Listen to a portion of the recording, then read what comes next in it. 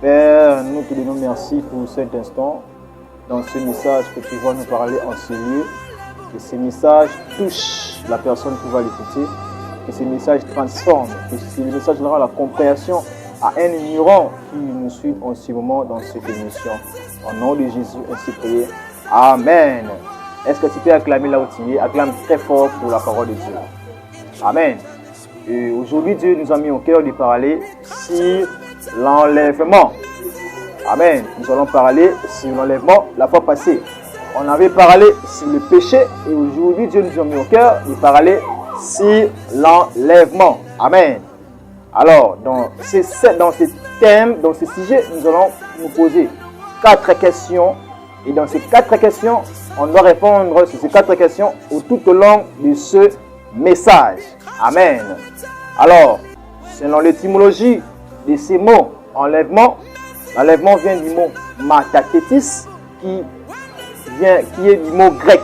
Matathetis, qui est du mot grec, qui veut dire un transfert d'un lieu à un autre. Changement du lieu à un autre. Amen. Un transfert du lieu à un autre. Changement du lieu à un autre.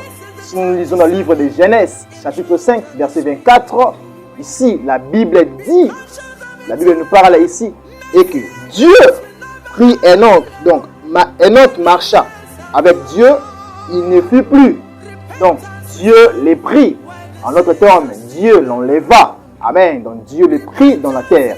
Et si on dit, est un changement du lieu à un autre, donc le lieu où se trouvait Enoch dans ce monde, Dieu le prit, il les change du lieu, il les change de côté. Amen. Et là, c'est la définition grecque du mot enlèvement. Et si nous lisons dans le livre d'Hébreux, chapitre 11, verset 5, Hébreux, chapitre 11, le verset 5, il dit la Bible, dans ce livre d'Hébreux 11, chapitre 5, qui dit la Bible dit, c'est par la foi qu'Enoch fut enlevé. Et voilà les mots appropriés, c'est enlevé.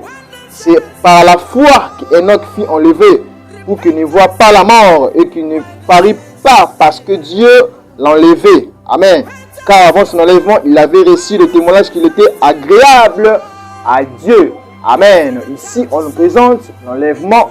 Donc, Dieu les pris donc comme un transfert du lieu à un autre, un changement du lieu à un autre. Amen.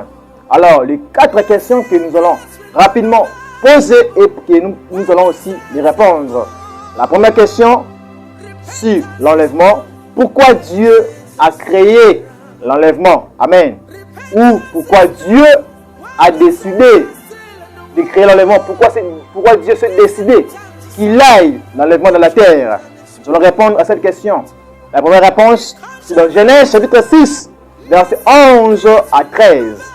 Genèse chapitre 6, verset 11 à 13, qui dit la Bible. La terre était corrompue devant Dieu. La terre était pleine de violence. Dieu regardait la terre et voici, elle était corrompue car toute chair avait rempli sa voix sur la terre. L'une des choses qui fait que Dieu puisse créer l'enlèvement, c'était le péché. Amen. Tu es d'accord avec moi? C'était le péché. Dieu s'est décidé qu'il aille l'enlèvement dans la terre. C'était parce que la terre était remplie d'un virus qui est le péché. Amen. Le péché a poussé à Dieu de pouvoir créer qu'il aille l'enlèvement dans la terre. Amen. Là, c'est la première raison. Et si nous lisons dans ces versets-là, Genèse chapitre 6, verset 11, Dieu dit à Noé de construire une arche, afin que toute personne qui sera entrée dans cette arche-là ne sera pas périe. Amen. Donc, c'est un signe déjà de l'enlèvement. Donc, les bateaux-là, ça montre les gens qui seront entrés dans le paradis. Amen. La deuxième raison, c'est parce que Dieu doit séparer ceux qu'il aime et ceux qu'il n'aime pas. Amen. La deuxième raison qui fait que Dieu puisse créer ou bien qu'il décide qu'il aille l'enlèvement dans la terre, c'est parce qu'il doit séparer ceux qu'il aime et ceux qui ne l'aiment pas. Amen. Pourquoi Dieu veut séparer ceux qu'il aime et ceux qui ne l'aiment pas? Amen. Parce que Jean 3,16 nous dit, Dieu a envoyé Jésus-Christ de Nazareth dans la terre, afin que quiconque croit en lui ne périsse point, mais qu'il aille la vie. Dieu a aimé le monde, il a envoyé Jésus-Christ. Alors, l'homme de son retour doit et donner l'amour que Dieu lui a donné au moyen de la foi en Jésus-Christ. Amen. Ceux-là qui doivent aimer Dieu doivent être séparés avec les impies, avec les injustes. Donc Dieu doit séparer ceux qui l'aiment et ceux qui ne l'aiment pas. Amen. Vous êtes d'accord avec moi? Donc, c'est par sa justice qui séparera ceux qui l'aiment et ceux qui ne l'aiment pas. Amen. Tu es là, enfant de Dieu, tu me suis là où vous êtes. Si tu aimes Dieu, sache-le qu'un jour Dieu va t'enlever, un jour tu seras enlevé et Dieu va te séparer. Tu te poses des questions, je crie en Dieu, j'aime Dieu, mais je suis environné par les pécheurs, environné par les formations. Dieu un jour se décidera de te prendre, de t'enlever. Amen. La deuxième question, quand l'enlèvement se fera-t-il? Beaucoup de questions se posent aux jeunes gens, beaucoup de serviteurs se posent. Quand fera-t-il? Quand ça se fera, l'enlèvement? Amen. Alors, ici, il s'agit d'une notion de la notion du temps. Quand est-ce que ça aura lieu? Amen. Lisons un peu la Bible. Matthieu 24, verset 36. Matthieu 24, Matthieu 24, verset 36, qui dit la Bible. Pour ce qui est du jour et de l'heure, voyez-vous, la Bible dit, pour ce qui est du jour et de l'heure, personne ne connaît, ni l'homme, ni le Fils, et ni le Fils, ni le Fils de l'homme, voilà. Personne ne connaît, ni l'homme, ni le Fils de l'homme. Ici, ceux qui parlent, c'est qui parle? C'est Jésus-Christ qui parle. Jésus dit, pour ce qui concerne l'heure et le jour, le temps, personne ne connaît. À quel moment aura lieu l'enlèvement? Amen. Jésus-Christ, à la dimension des hommes, il aurait de parler que même lui, il ne devait pas savoir parce qu'il était homme dans la terre. Même lui ne devait savoir parce qu'il était homme dans la terre comme moi et toi. Amen. Pour montrer que l'homme ne peut savoir, ne peut comprendre les mystères de l'enlèvement. Amen. Les mystères du temps où ça aura lieu. Amen. Personne ne devait savoir, personne ne devait connaître quand est-ce que l'enlèvement aura lieu. Personne ne le sait. Amen. Si vous voyez un pasteur vous dit, il calcule les mystères de 7 jours, de 6000 jours, et que Dieu enlèvera les mondes, enlèvera l'église, en ce moment, c'est archi faux. Amen. Hein? Croyez-moi, c'est archi faux. Pourquoi? Personne ne connaît à quel moment où ça aura lieu. Amen. Écoutez, bien-aimés, ceci. Écoutez, bien-aimés, ceci. Tu ne connais pas le temps, le jour où l'enlèvement va se faire. Voici ces versets que je te présente. Lisons avec moi Luc 12, verset 39. Luc 12, verset 39. Lisons avec moi ces versets. Luc 12, verset 39. Luc 12, verset 39, qui dit la Bible. La Bible dit, sachez-le bien, si le maître de la maison devait savoir à quelle heure les voleurs doivent venir, il veillerait et il ne laissera pas percer sa maison. Et le verset 40 dit, vous aussi tenez-vous prêts, car le Fils de l'homme viendra à l'heure où vous n'y pensez pas. Amen. Hein? Bien-aimé de Dieu, tu ne connais pas le temps, le jour où Dieu viendra. Luc 12, 39 dit, si le maître savait, le maître là c'est toi, si le maître savait à quelle heure les voleurs viendra, la Bible dit Jésus-Christ il reviendra comme un voleur. Croyez-vous avec moi?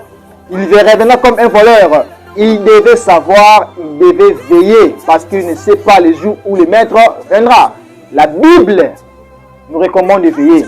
Toi qui ne connais pas l'heure, moi qui ne connais pas l'heure, la Bible dit qu'on veille parce que nous ne savons pas le temps ou le moment dans lequel aura lieu l'enlèvement. Amen. Hein? Le temps où aura lieu l'enlèvement. Nous ne savons pas. La Bible dit qu'on puisse veiller. Il y a des verbes. Veiller et être prêt. Dans le verset 40, on nous parle d'être prêt. Veiller et être prêt. Que veut dire veiller? Veiller veut dire s'abstenir de dormir pendant la nuit. Si nous lisons le livre de Romains, chapitre 13, verset 12, la Bible dit, Paul qui dit, débarrassez-vous, dépouillez-vous des œuvres des ténèbres, parce que la nuit est avancée. Prophétiquement parlant, de façon eschatologique, nous sommes dans la nuit. Amen. Hein? Nous vivons dans la nuit. Alors, quelqu'un qui dort dans la nuit, il vit dans les ténèbres, Quelqu'un qui vit dans le péché, il est dormi, il est dans la distorsion. Alors réveille-toi qui dors, réveille-toi qui dors, qui ne connaît pas l'air. Amen. Hein? Et la Bible dit d'être prêt. C'est quoi le fait d'être prêt? Être prêt veut dire servir Dieu. Je sers Dieu lié à la foi. Je sers Dieu parce que je crois que l'enlèvement aura lieu. Je sers Dieu parce que je crois que l'enlèvement aura lieu. Ça viendra. Ce n'est pas un slogan que la Bible dit, mais ça aura lieu. Amen. Encore, évangéliser. Un missionnaire qui évangélise, quelqu'un qui entre dans le champ de Dieu pour chercher les âmes, il croit que l'enlèvement va se faire. Pourquoi je suis sauvé? Je dois sauver les autres. Amen. Hein? C'est ça, être prêt. Amen. La troisième question qui nous est posée, qui sera enlevé? Qui sera enlevé? La personne qui sera enlevée. C'est la personne qui est sauvée. C'est la personne qui est sauvée. La personne qui a reçu Jésus-Christ comme Seigneur et Sauveur. La Bible dit, dans Hébreux 13, verset 15, si vous attendez la voix, quelle est la voix? C'est la voix dans laquelle je vous parle maintenant. La voix, c'est la parole de Dieu. C'est ce que je vous prêche maintenant là. Si vous attendez la voix, n'endurcissez pas vos cœurs. Ouvre ton cœur afin de recevoir Christ pour qu'ils soient enlevés. Amen. Hein? Tu t'es coïncidé à suivre ma vidéo sur YouTube. Alors, c'est ça la voix de Dieu. Tu veux être enlevé, crois en Jésus-Christ et que tu seras sauvé. Amen. Deuxième raison, qui sera enlevé? C'est quelqu'un qui aime Dieu et qui s'approche de Dieu. La Bible dit, approchez-vous de moi, je m'approcherai de vous. Qui doit s'approcher de Dieu? C'est quelqu'un qui aime Dieu. Qui aime Dieu, c'est quelqu'un qui respecte, qui obéit à Dieu tout simplement. Jean nous le prouve. Si vous m'aimez, respectez mes commandements. Amen. Hein? Si vous m'aimez, respectez mes commandements. C'est la personne qui sera enlevée, c'est lui qui aime Dieu et qui s'approche de Dieu. Amen. Alors, la quatrième question. Qui fait? À qui est fait l'enlèvement? À qui Dieu a créé l'enlèvement? Dieu a créé l'enlèvement pour qui? Je vais répondre à cette question. L'enlèvement est fait pour les prédestinés. Amen. Croyez-vous? L'enlèvement est fait pour les prédestinés. C'est quoi la prédestination? La prédestination, c'est quelqu'un que Dieu connaît d'avance par son mystère, de sa puissance, de sa présence, que celui-ci ou bien celle-ci seront enlevés. Amen. Hein? La prédestination implique le savoir d'avance de Dieu que celui-ci sera enlevé, celui-ci ne sera pas enlevé. Amen. Ce n'est pas que Dieu a choisi une catégorie de gens. Ceux-ci iront en enfer, ceux-ci iront au paradis. Non. Mais lié au livre de Jean, chapitre 3, verset 16, au quiconque. Le quiconque qui croira, c'est le quiconque qui ira au paradis. Amen. Dieu sait d'avance ceux-là qui vont faire quoi? Qui vont croire en lui. Amen. Dans Deutéronome, ça nous dit, il nous a laissé des chemins, le chemin de la vie et la vérité. C'est un choix. C'est un choix. Donc Dieu sait d'avance ceux-là qui vont. Ceux-là qui vont l'aimer, ceux-là qui vont lui appartenir. Il sait d'avance dans le mystère de sa présence. Amen. Hein? Que Dieu vous bénisse abondamment. Et voilà, c'était 4 questions qui nous ont été posées. Et vous avez eu les réponses sur ça. Que Dieu vous bénisse, que mon Dieu te touche. Et toi qui ne sais pas quand convertir, l'enlèvement aura lieu. Je ne sais pas le temps. Mais la Bible nous recommande d'être prêt, de veiller si nous actes. Paul dit, débarrassez-vous. Vous êtes ténébreux, enfin que vous puissiez être enlevé et que vous marchez dans la sanctification. Amen, amen. Hein? Que Dieu vous bénisse abondamment. À la prochaine.